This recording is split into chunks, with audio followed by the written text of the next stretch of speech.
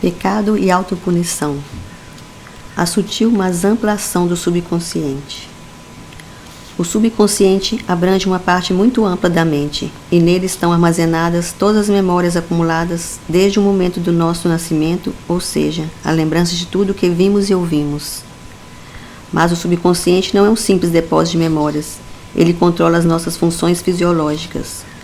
Por exemplo, não precisamos, com a mente desperta chamada consciente, pensar em fazer o coração bater 72 vezes por minuto, controlando o bombeamento do sangue de olho no relógio. Mesmo que o consciente nada pense a respeito, o subconsciente sabe exatamente quantas vezes o coração deve bater por minuto. Sabe também quantas respirações devemos efetuar por minuto. Assim, ele mantém as funções fisiológicas do nosso corpo em atividade constante, conservando a nossa saúde. Por essa razão, se no nosso subconsciente houver a autodestrutiva ideia de pecado, ocorrerá o descontrole das funções fisiológicas e adoeceremos. O sentimento de culpa e os mecanismos de autopunição. Muitas pessoas desconhecem as causas da infelicidade da humanidade. Dentre essas causas, a principal é o sentimento de culpa, resultante da ideia de que o homem é pecador, portanto precisa ser punido. Esse inconsciente sentimento de culpa arraigado no subconsciente é que vem fazendo a humanidade criar todos os tipos de infelicidades, guerras, doenças, acidentes, etc., como forma de autopunição. O pecado é uma questão religiosa de suma importância, havendo até religiosos que sustentam que a religião existe porque o homem é pecador. Mas descobri que considerar assim é um grave erro. Se após 2.600 anos de pregação da doutrina de Buda e quase 2.000 anos de Cristo, seus seguidores não conseguiram salvar a humanidade, que vive atemorizada com a possibilidade de destruição por armas nucleares, é precisamente porque vem cometendo esse erro de pregação, pregando que o pecado é a existência real. Tem incitado a humanidade a cometer o pecado. É exatamente o que ocorre com o ex-condenado se o indivíduo continua sendo taxado de criminoso pela sociedade. Volta a cometer crimes, impelido pela força concretizadora dessa palavra. Quanto mais os religiosos chamarem a humanidade pecadora, mais a humanidade cometerá pecados e se infelicitará como forma de autopunição. A doença, a guerra, todos os infortúnios acontecem devido ao desejo de autopunição existente no subconsciente. Este é um princípio da ciência mental recentemente descoberto. O desejo de autodestruição. Por que a humanidade faz guerras apesar de buscar a paz? Poucos são os que conhecem a sua verdadeira causa. A humanidade, apesar de buscar o caminho para a vida, parece seguir o caminho da morte. Isto se deve ao fato de o homem não saber que ele é, na sua essência, um ser espiritual puro e imaculado, e de estar praticando autopunição e autodestruição, levado pela ideia cristã de pecado original ou pela ideia budista sobre a inexorabilidade do karma.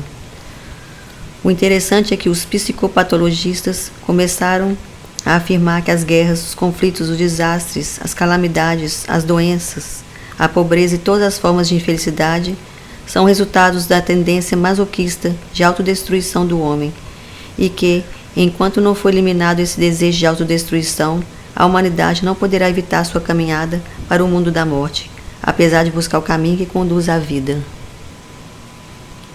Exaltação do sofrimento.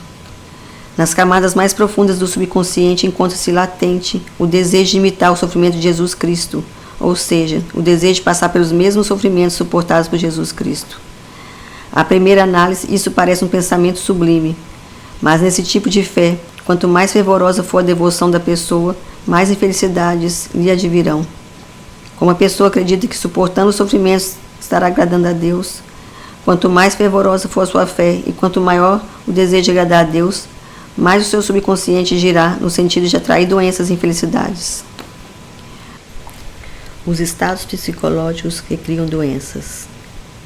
O desejo, consciente ou não, de redimir os pecados leva as pessoas a torturarem seus próprios corpos. Assim como os ascetas do brahmanismo, as pessoas em geral também torturam seus corpos. Mas ao passo que os ascetas torturam seus corpos por fora, as pessoas comuns o fazem por dentro, criando doenças de todos os tipos, e depois se queixam aflitas. Estou com tuberculose, sofro do coração, estou com esgotamento nervoso, etc. Mas no íntimo as pessoas doentes experimentam uma espécie de prazer pelo fato de se encontrarem nesse estado. Conscientemente, elas sofrem, gemem e se queixam das enormes despesas com remédios e tratamentos.